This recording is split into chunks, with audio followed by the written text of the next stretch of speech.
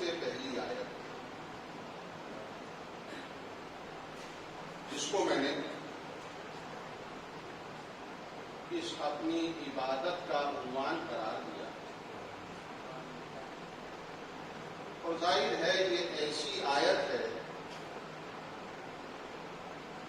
کہ ہر بچہ اس آیت سے بخوبی آشنا، جس کو ہم بسم اللہ الرحمن الرحیم کہتے ہیں۔ یہ سب سے پہلی آیت ہے، اور اس کی اہمیت اور عظمت کو اگر سمجھنا ہے تو آپ یوں سمجھیں کہ قرآن مجید میں 114 سورے اور 114 سوروں میں سورہ براءت سے پہلے بسم اللہ نہیں ہے، لیکن اس کے باوجود قرآن مجید میں 114 ہی بسم اللہ، سورہ نمل میں 2 بسم اللہ۔ حقیقت حال یہ ہے، میں یہ کہتا ہوں کہ قرآن مجید کو سمجھنا ہر ایک کے بس کی بات نہیں ہے۔ خالی اگر بسم اللہ کو سمجھ لیا جائے تو گویا قرآن کو سمجھ لیا، اور بسم اللہ کو نہیں بلکہ اگر دے کے نقطے کو سمجھ لیا جائے تو گویا اس نے پورے اسلام کو اور قرآن کو سمجھ لیا۔ اس لیے کہ اس بسم اللہ ہی میں اگر دیکھا جائے تو بہت سے جوابات موجود ہیں۔ آج ہم کسی گلی یا کوچے سے گزرتے ہیں تو ہمیں آواز آتی ہے یا اللہ مدد، ڈائریکٹ اللہ تک پہنچنے کی کوشش ہوتی ہے، نہ کوئی وسیلہ ہے، نہ کوئی سیڑھی ہے، نہ کوئی واسطہ ہے، ڈائریکٹ یا اللہ مدد۔ اگر آپ بسم اللہ کو سمجھیں تو یوں دیکھیں کہ سب سے پہلے ہے بے، اس کے بعد ہے اسم طاہر بھائی، اس کے بعد ہے اللہ، یعنی سب سے پہلے اللہ نے قرآن مجید میں جب بسم اللہ کو نازل فرمایا تو اپنا نام سب سے پہلے نہیں کہ لکھا، بلکہ پہلے بے کہا، پھر اس کے بعد اسم کہا، پھر اس کے بعد اللہ کہا۔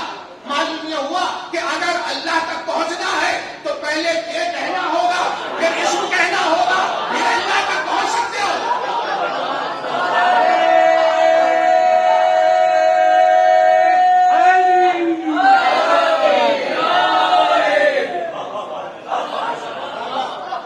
انسان کوشش یہ کرتا ہے کہ براہ راست اللہ تک پہنچ جائے۔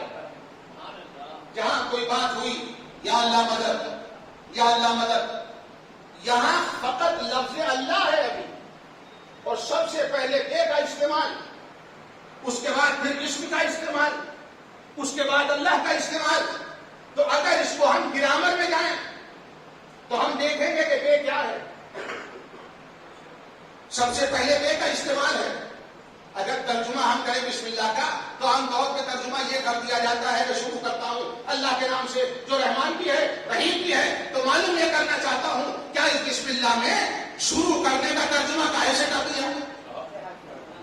کیا اس بسم اللہ میں اللہ ہے، رحمان ہے، رحیم ہے، یہ شروع کرنے کا ترجمہ کہاں سے آ گیا؟ شروع کرتا ہوں اللہ کے نام سے جو رحمان ہے رحیم ہے، میں تو نہیں کرتا شروع کرتا، میں تو کرتا ہوں کہ میں پناہ مانگتا ہوں، میں مدد مانگتا ہوں اللہ سے جو رحمان بھی ہے رحیم بھی ہے۔ میں نہیں کہتا شروع کے معنی نہیں کرتا ہوں۔ تو آپ کچھ میرا بگاڑ لیں گے؟ نہیں بگاڑ سکتے۔ تو میں تو نہیں کرتا ترجمہ، میں تو ترجمہ یہ کرتا ہوں کہ میں استعینو، میں مدد چاہتا ہوں، کس سے؟ بے سے، ابھی نہیں، بے سے۔ سب سے پہلے ہے بے، تو یہ بے ہے کیا؟ سب سے پہلے اس دنیا کا کوئی مسلمان یہ بتا دے کہ اللہ لفظ اللہ زبان پہ لانے سے پہلے وہ بے نہیں لائے گا۔ بغیر بے کے اللہ تک نہیں پہنچے تو یہ بے ہے کیا؟ پہلے بے کو سمجھنا ہوگا کہ بے کس کو کہتے ہیں. آواز آئی انا نقطہ تو پہتل با، میں وہ نقطہ ہوں جو بے کے نیچے ہوں، میں وہ نقطہ ہوں جو بے کے نیچے ہوں. معلوم یہ ہوا اگر اللہ تک پہنچنا ہے تو پہلے بے کہنا ہوگا، اور بے ہے ذات علی ابن ابی طالب.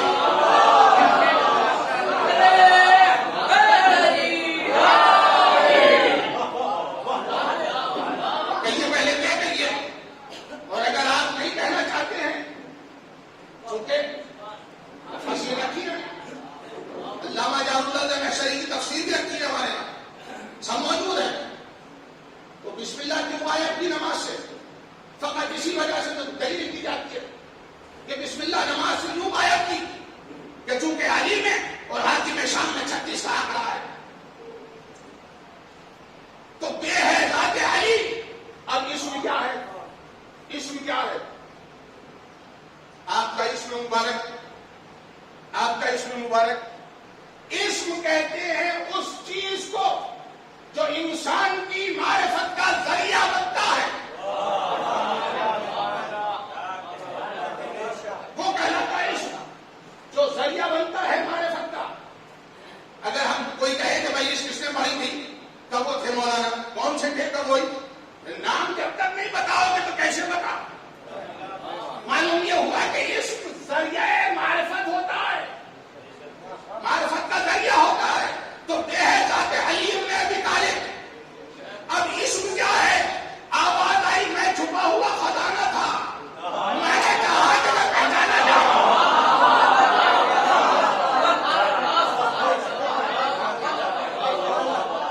میں چھپا ہوا خزانہ تھا، میں نے چاہا کہ میں پہچانا جاؤں، تو میں نے محمد کو پیدا کر دیا. معلوم یہ ہوا کہ بے علی ہے، اسم محمد ہے.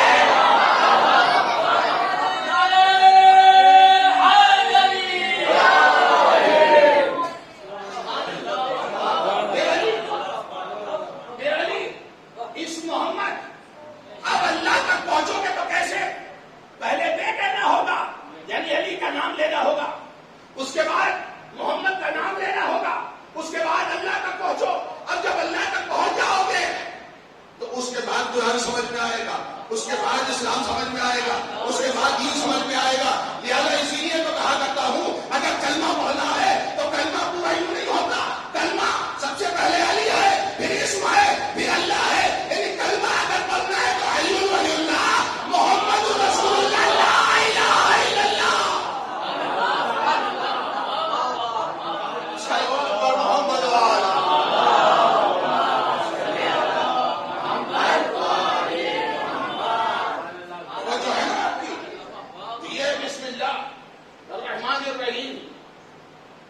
اور خالی بسم اللہ میں اگر آپ دیکھیں تو 3 چیزیں ہیں. ایک اللہ، اس کے بعد رحمان، اس کے بعد رحیم. ایک اسم جلالہ ہے اور 2 اسم صفاتی ہیں. سب سے پہلے اللہ. وارے قربان جاؤں اس نام کے اوپر، دنیا کا ہر نام بگڑ جائے گا، ہر نام بگڑ جائے گا، مگر ذات باری تعالیٰ کا نام نہیں بگڑتا. اللہ ہے. الف لام، پھر لام، پھر ہے، اس کے اوپر ہے تشدید، تب بنا اللہ. اچھا اگر شروع کا ہم الف لام نکال دیں، شروع کا الف نکال دیتے ہیں اللہ میں سے، الف نکال دیا ہم نے، کیا بچا؟ للہ. قرآن مجید میں ہے وَلِلَّهِ الْوَاحِدِ الْقَهَّارِ، یعنی اللہ کے نام پہ کوئی اثر نہیں پڑا. اب للہ کا پہلا نام بھی ہٹا دیجیے، اب رہ گیا لہو. اب بھی نام کا کوئی اثر نہیں پڑا. لہو ملک السماوات والارض ہے ابھی بھی اسی کا نام. اب یہ نام بھی ہٹا دیجیے تو ضمیر بچی ہوگی قل هو اللہ احد.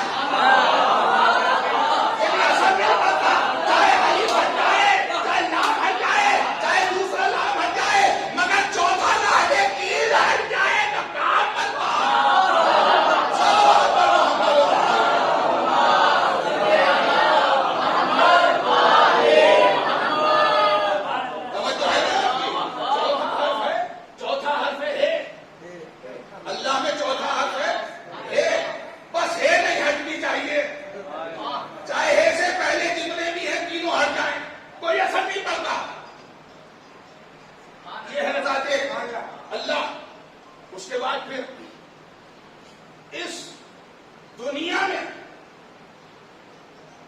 تین وجود ہیں، تین وجود. ایک عدم، هل اتى على الانسان حين من الدهر لم يكن شيئا مذكورا.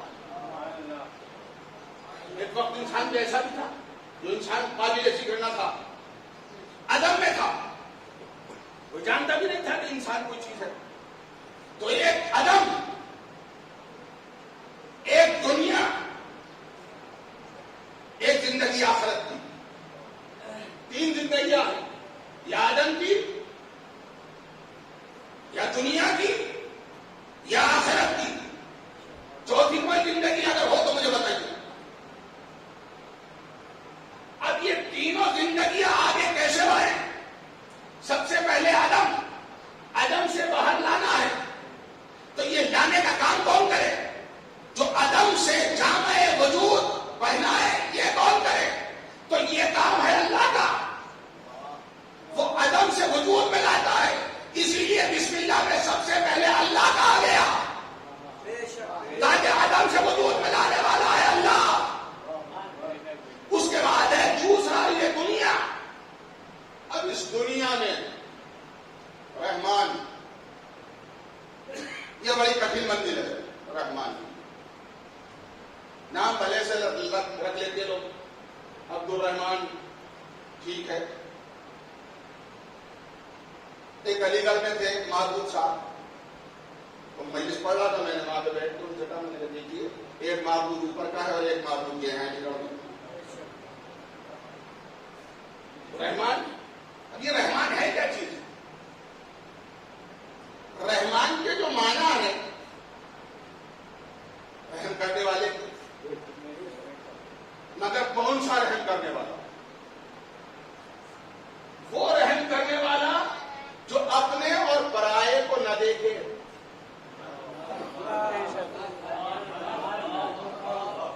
رحمان اس رحم کرنے والے کو کہتے ہیں جو اپنا اور پرایا نہ دیکھے.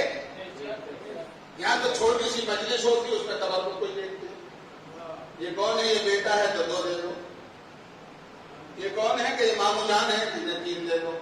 یہ کون ہے کہ یہ دشمن کا بچہ ہے، اچھا اسے ایک ہی تبرک دے دو. رحمان کا کام یہ نہیں ہے. رحمان کا کام یہ ہے یہ نہ دیکھے کہ یہ اپنا ہے یا پرایا. رحمان کا کام ہے کہ اپنا بھی اور بیگانہ بھی اس کی نظر میں سب برابر ہے. اگر وہ شیطان کو بھی رزق دیتا ہے تو آدم کو بھی دے گا. اگر وہ ابراہیم کو دیتا ہے تو نمرود کو بھی دے گا. اگر موسیٰ کو دیتا ہے تو فرعون کو بھی دے گا. اور اگر سرکار ختمی مرتبہ کو دیتا ہے تو ابو سفیان کو بھی دے گا. اس کی نظر میں سب برابر رحمان. اور اگر وہ رحمان نہ ہوئی دنیا میں تو پھر تو بھی محمد بن جائیں گے، اور باقی کا کیا ہوگا؟ ظالمین کا کیا ہوگا؟ پلنے تو وہ بھی ہے. اس لیے اس دنیا میں وہ ہے رحمان جو سب پہ رحم کرتا ہے، چاہے کوئی بھی ہو، اسے سجدہ کرے یا نہ کرے، اسے گالیاں دے، اسے برا کہے، مگر اللہ جو ہے اس کو بھی دیتا ہے. اور جو اس کے سامنے رات میں سجدہ کر رہا ہے اس کو بھی دیتا ہے. جو اس کی عبادت کرتا ہے اس کو بھی دیتا ہے. رحمان ہے وہ. اب جب رحمان ہے تو سب پہ نظر، ایک سی نظر سب کو دے گا. مگر اب ایک وقت وہ آیا، رحمان کے بعد کہا رحیم. اللہ خالی رحمان نہیں ہے، رحیم بھی ہے. اب رحیم کے معنی ہے اپنے پہ رحم کرنے والا. رحیم کے معنی ہے اپنے پہ رحم کرنے والا. فقط اپنے پہ جو رحم کرے وہ ہے رحیم. یعنی اللہ بتانا یہ چاہتا ہے کہ عدم سے وجود میں نکالنا میرا کام تھا، تو اللہ اس دنیا میں سب کو ایک نظر سے دیکھنا تو رحمان، لیکن جب آخرت میں آؤ گے وہاں فقط آپ لوگوں کو دیکھوں گا، پرائے کو نہ دیکھوں گا.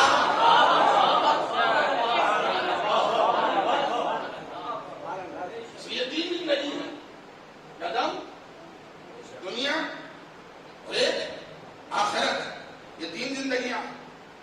اب یہ بسم اللہ کو خالی سمجھنا پورے قرآن کو سمجھ لو گے فقط بسم اللہ اگر سمجھ میں آ گئی. ورنہ آج اگر اس دور میں آپ دیکھیں تو ہر آدمی یہ دعویٰ کرتا ہے کہ میں قرآن والا ہوں. بسم اللہ آتی نہیں, دعویٰ یہ کرتا ہے کہ میں قرآن والا ہوں. بسم اللہ سمجھ میں نہیں آتی, بسم اللہ کی بے جانکاری ہے, دعویٰ یہ کرتا ہے کہ قرآن سمجھتا ہوں, قرآن سے آشنا ہوں. کہاں آشنا ہے بھائی؟ اور جب ہم نے تاریخ کائنات کی نظر کی تو قرآن سے وابستہ ہمیں ایک وہ ذات نظر آئی جس کو ہم قاری قرآن کہتے ہیں. قاری قرآن کہتے ہیں جو بہترین لہن میں ایک صلوات دے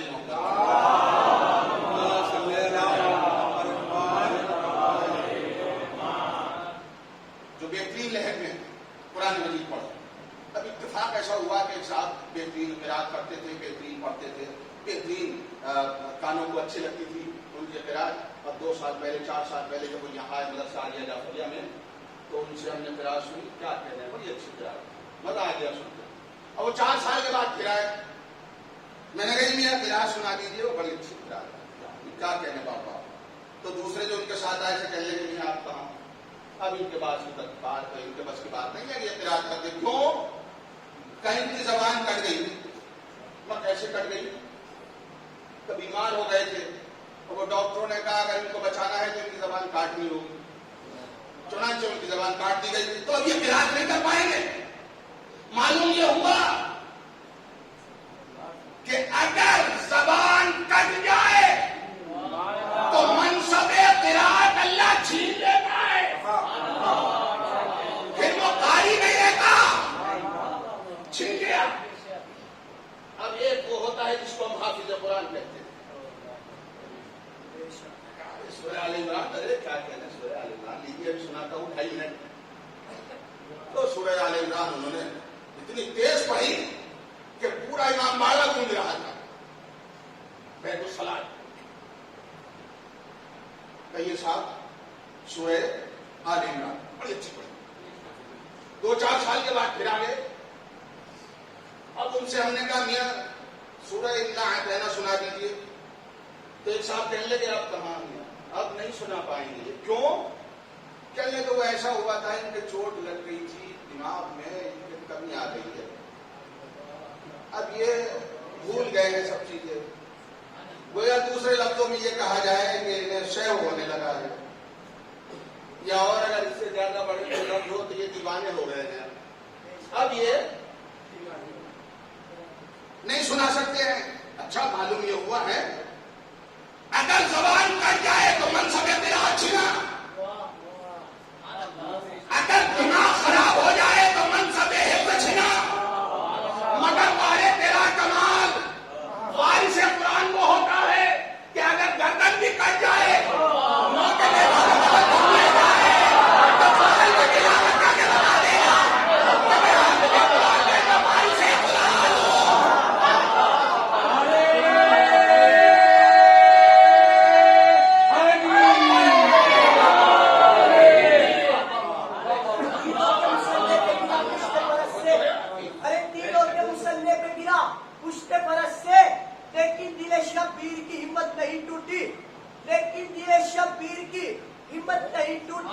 ارے لو دیکھو نمازو اسے کہتے ہیں نمازی, لو دیکھو نمازو اسے کہتے ہیں نمازی. ارے گردن پہ چھری چل گئی نیت نہیں ٹوٹی.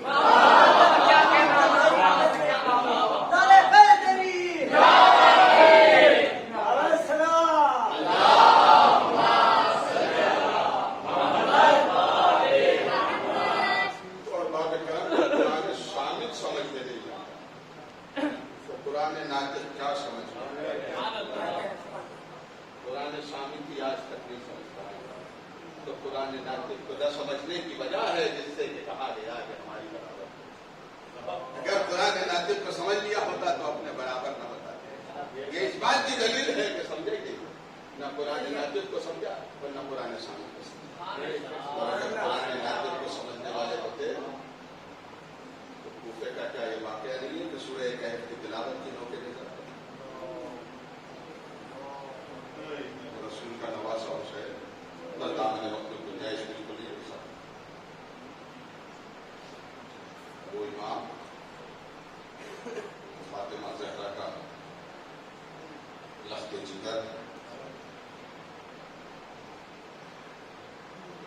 28 रजब सन 60 हिजरी को मदीने से लेंगे। हाँ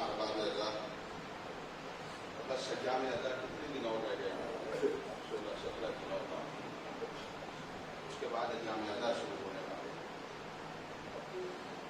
चुनाचे अल्लामा देवबंदी ने अपनी किताब असरार शहादा में ये वाक़या लिखा। लिखते हैं कि एक खानवादे में 4 अफराद थे, माँ बाप और 2 बच्चे। मुहर्रम का चांद नमूदार हो चुका, घर में फर्श अदा बिछाने का कोई इंतजाम न था। चारों घर के अंदर तड़प रहे थे। सौजा ने अपने शौहर से कहा, वालियो वारिस का 3 साल शहजादी का लाल हमारे यहाँ मेहमान नहीं होगा? कहा नहीं होगा। तो कैसे होगा? वो निकला बेचारा मजदूरी करने के लिए। सुबह से शाम हो गई लेकिन मजदूरी न मिल सकी, खाली हाथ पलट पे आ गया। अब जो उसकी जौजा ने देखा तो जौजा कहती है, वालियो बारिश क्या हुआ, मजदूरी नहीं मिली ना? तो घबराइए मत, फर्श अदा ईमान मजदूरी पीछेगी। कहा तो कैसे पीछेगी? बस एक मरतबा उस हुसैन की चाहने वाली अपने 2 छोटे छोटे बच्चों की तरफ इशारा किया और इशारा करके कहने लगी, वालियो बारिश इन 2 बच्चों को ले जाकर गुलामों के बाजार में ले जाओ और जो वहां से मारो दर मिले उससे मैं अपने आका हुसैन की फर्श अदा बिछाऊंगा। दोनों बच्चों को नहला धुला के साफ सुथरा करके कपड़े पहना के गुलामों के बाजार में ले, और जो भी खरीदार आता वो उनकी कमशीनी को देख के वापस चला जाता। शाम हो गई, किसी ने बच्चों की कोई कीमत नहीं लगाई। आखिरकार उंगलियां पकड़ी, घर वापस लेकर चलना शुरू कर दिया। तो एक मरतबा किसी ने पीछे से आवाज, जाने वाले कहाँ जाता है, इन बच्चों को क्यों लाया है? तो मैं इसलिए लाया हूं कि फातिमा ज़हरा का लाल हमारे यहाँ मेहमान होने वाला। हमारे पास माले दुनिया में कुछ नहीं है, इसलिए मैं चाहता हूं इन बच्चों को बेचकर अपने आका हुसैन की फर्श अदा बिछाऊं। कहा तो क्या लेना चाहता है? उसने बताया ये लेना चाहता हूं। पैसा दिया बाप को, बच्चों की उंगलियां पकड़ी, लेके आ गया और लाने के बाद इस बाप में खरीदार पहुंचा जहां एक तख्त मुरस्सा रखा हुआ है, उस पर एक नकाब पोश बीबी बैठी है। तो एक मतलब आवाज देता है, अम्मा ये बच्चे तेरे लाल के लाल के गुलामों के बाजार में देखे जा रहे हैं।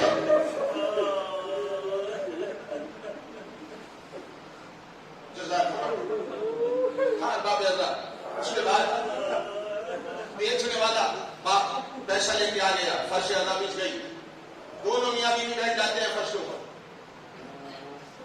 क्रिया करने लगते हैं और आपस में एक दूसरे से ये कहते हैं, पिछले साल इस फर्श अदा पे 4 अजादार बैठा करते थे, अब 2 अजादार रह गए। मैं इतना सुनना था कि एक मरतबा किसी ने आके दरवाजा खटखटाया। अब जो दरवाजा खोला तो क्या देखा, एक बुर्का कोई बीवी है, दोनों बच्चों की उंगलियां पकड़े खड़ी है, कहती है ले बीवी अपने बच्चों को ले ले, तेरे बच्चों को वापस ले आई।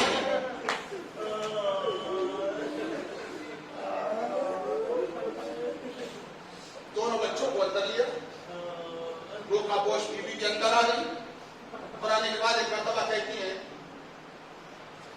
बच्चों की मां कि बीवी हम 10 दिन तक न तख्त के ऊपर सोते हैं न बैठते हैं, हम फर्श अदा बिछा देते हैं, उसके ऊपर हम बैठते हैं, वहीं पे सोते हैं। अगर आपको बुरा न लगे तो इसी फर्श पे बैठ जाइए। मैं एक मरतबा कुर्ता पोश बीबी की आंखों में आंसू आ गए और एक चीख मार के फर्श अदा पे गिरी, गिर के बेहोश हो गई और एक आवाज आ रही थी, अरे मैं अपने बच्चे के फर्श अदा पे न बैठूं तो कौन बैठेगा?